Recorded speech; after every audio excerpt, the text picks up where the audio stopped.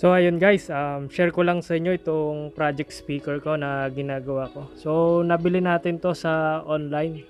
So yung brand nito is yung Bose Sound Dock. So ang alam ko series 1 to.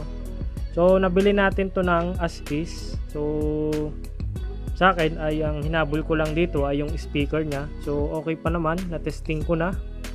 So nabili ko to ng ganito na na convert na nung unang owner sa passive.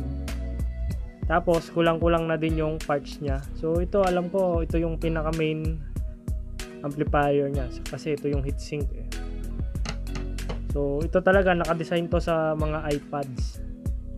So dito siya sinasaksak pero sira na nga po. So buti na lang medyo kompleto pa. Meron pa siyang speaker grill.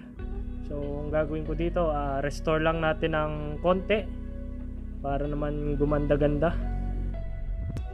So yun, actually nung isang araw ko pa to nalinis, as in talagang niliguan ko to lahat ng parts except sa speaker.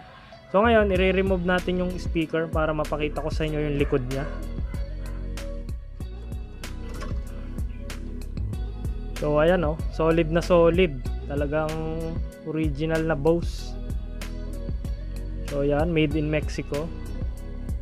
So wala nga lang siya nakalagay na watts, pero tingin ko nasa mga 25 to 30 watts ito.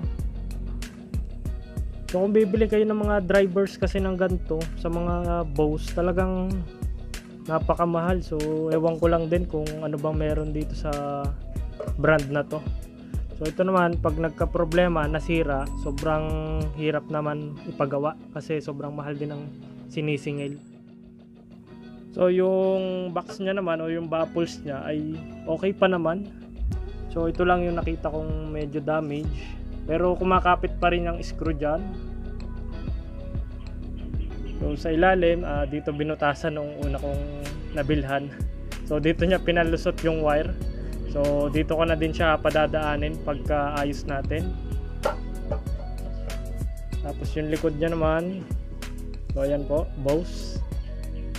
So napakadami niya lang na gas-gas. So tatry natin siyang i-repaint gamit itong Bose na shiny.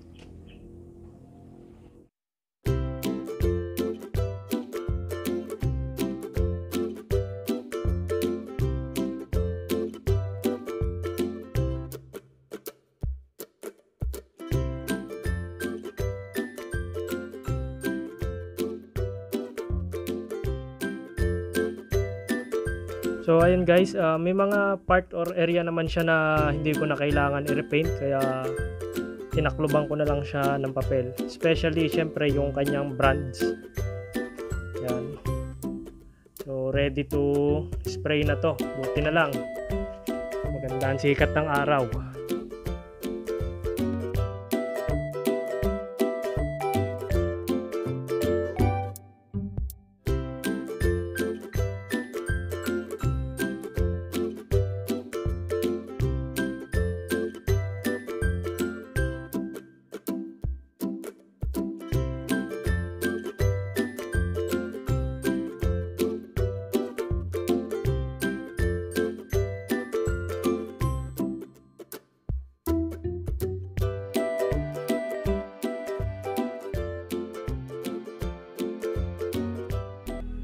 So ayun guys, medyo kinapos tayo ng spray sa ating screen. So parang hindi sobrang pulido, pero parang okay na din naman. Kasi ito yung ating pinaka body, yung baffles niya, para siya naka texture paint. So which is okay naman sa akin. So hindi ko naman ina-assure na talagang kikinis to.